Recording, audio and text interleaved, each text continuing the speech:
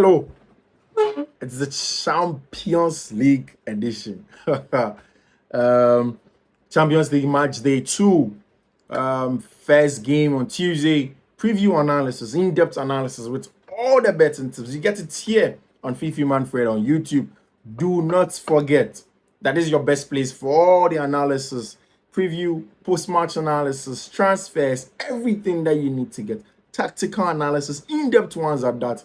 It's on Fiifi-Manfred on YouTube that you need to make sure you are consistently on. For you to see all of this information, of course, you need to turn on the notification button. You need to subscribe to the channel.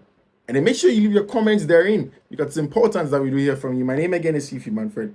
I am glad to hear from you. So let us go straight into it. Tomorrow, there are big games. I'm analyzing them for you, updating them for you today so that you can watch them, do your analysis, go through them, prepare for tomorrow in the Champions League. My name again is Fiifi-Manfred. This is Fiifi-Manfred on YouTube. Let us get straight into it. So tomorrow, there are a host of games in the UEFA Champions League.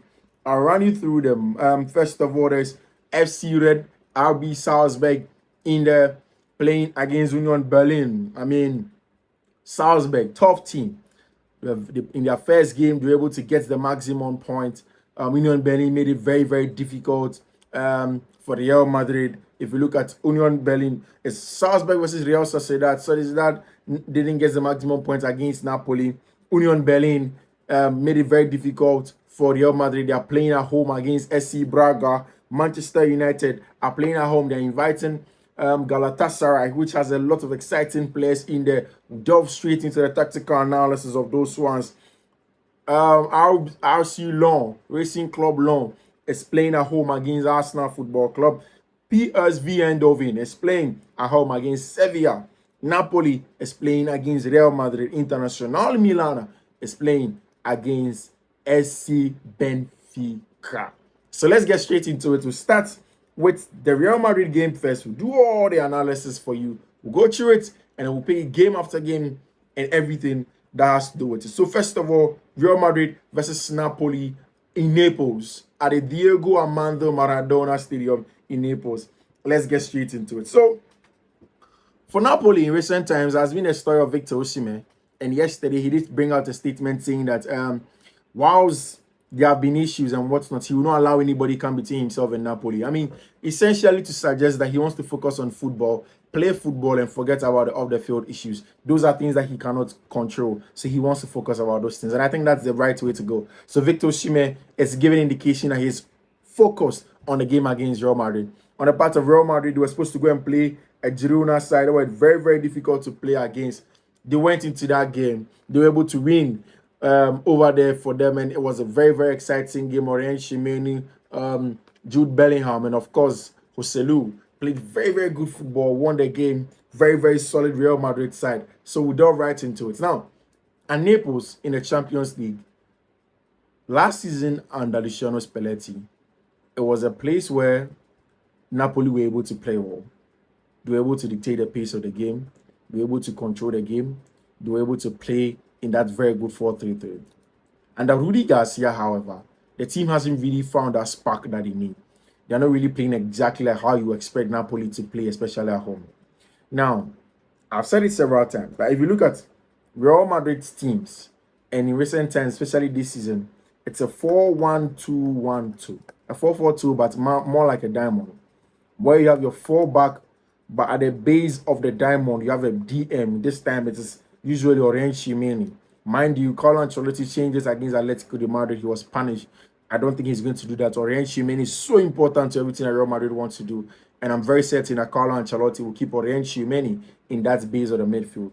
He played Toni Kroos in the last game. He played Federico Valverde and Jude Bellingham at the apex of that, where, of course, he had Eduardo Camavinga playing a fullback. So that was it. And then, of course, the two forwards, Vinicius Jr. is back. So he played Vinicius and Joselu. It was a good pairing in terms of what you get from players as the starting lineup is concerned. And that's exactly how Real Madrid were able to get that all-important win against Girona. I think Madrid are very compact in this shape. It is going to be very difficult for them to concede goals in the Champions League, especially playing against a Napoli side that isn't really too exciting in as much as Victor Osimhen wants to concentrate on it. I think it's a double chance. Real Madrid in that game. So Real Madrid a double chance in that game tomorrow at the Stadio Diego Armando Maradona. Now tomorrow also there's a big game. Like I mentioned, there's RB Salzburg playing against Real Sociedad. And it's an important one. First of all, it's going to go on at the Red Bull Arena in Austria, first of all, also. And then, of course, it's going to be a game where... So the form of RB Salzburg has been a little bit less consistent. But in their last 3 games, they have been playing very well. Same for Real Sociedad. Played very well last season in the Spanish La Liga. Last 3 games, they've had all wins. And that's it going into it. It's a tough game, actually. Now, if you look at the number of times that this side have met, anytime that Real Sociedad goes away to RB Salzburg, Salzburg are able to get the all-important win against them. Salzburg has won one, they've drawn the other one. What is sure is that there are going to be goals in this game, and that's exactly what I'm expecting. I'm expecting that both teams are going to score. I'm expecting that there are going to be some goals in this game as well. So RB Salzburg versus Real Sociedad, I'm expecting that there are going to be goals, and there's going to be both teams to score also in that one. Then, of course, Union Berlin is going to stay at home. Resolute game of football, played very well against Real Madrid. Very stubborn side. Bonucci was exceptional for them. They shifted in that 4-1-2-1 to 4-5-1 shape, made the field very compact for Real Madrid.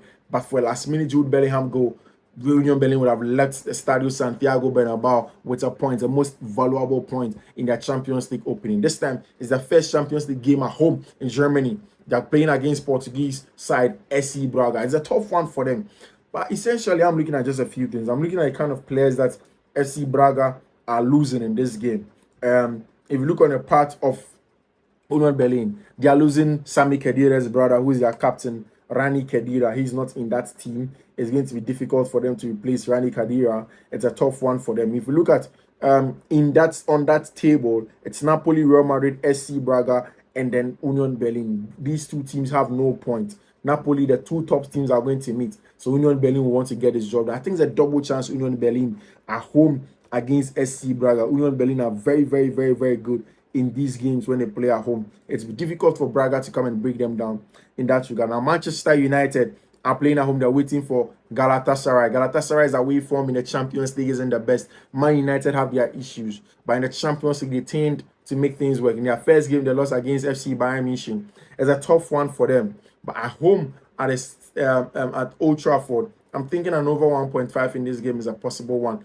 Don't necessarily put your money on who win, who will win. It's an over 1.5 for Manchester United versus FC Galatasaray. Now, Bayern Munich are going away to FC Copenhagen. I'm seeing some tactical evaluation from Thomas Tuchel's sides in the Champions League, and it's the fact that he plays Jamal Musiala and then Harry Kane as 2 inside number 10s. What this tend to do is that it gives them a lot of space and time in between the lines, and for the wingers to run in behind. I'm expecting that in as much as this is an away game and FC Copenhagen are a tough side to play against, it is going to be a straight win for team that's going to see Bayern Munich. So Bayern Munich on over 1.5 away in the Champions League. They are brilliant in the Champions League, home and away, and I expect that form to continue. Arsenal are going to play against RC Lyon. Lyon have lost some important players. They have really not picked up the pieces in the French League. Arsenal in blistering form in the first game that they played at the Emirates. They played very well. I'm expecting a 4-2-3-1. This time, Odegaard playing in a deeper role, same as Kai Havertz in the middle of the park. And then, of course, you have movement up top with Edin Ketia, with Gabriel Jesus. Bukayo Saka possibly may not play in this game. But even if he doesn't, they have enough men. If Gabriel Martinelli is in there, or even Reece Nelson in there, a lot of rotations from up top. I'm expecting that Arsenal will go away to the Champions League and get a job done against RC Lyon. Of course, there's International Milan versus SC Benfica. It's a tough game. Rosa Smith's side, they play Enzo Fernandez very well. They play some good football in the Portuguese Liga. There's Angel Di Maria in there. Di Maria will be returning to Italy tomorrow. It's going to be a tough game for everyone, especially for International Milan, who have some injury worries actually.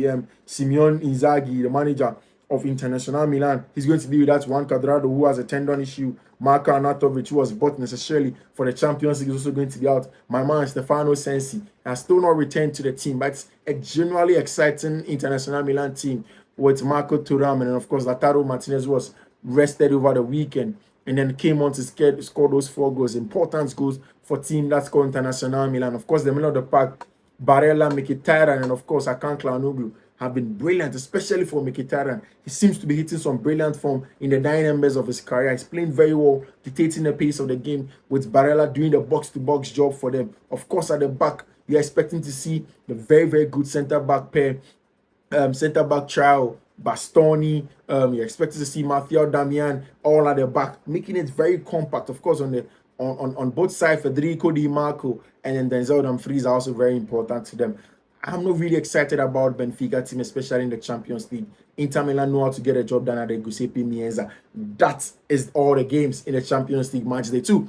In the Champions League here on Fiifi-Manfred on YouTube. Do not forget, subscribe, turn on the notification button. I'll see you tomorrow. Adios.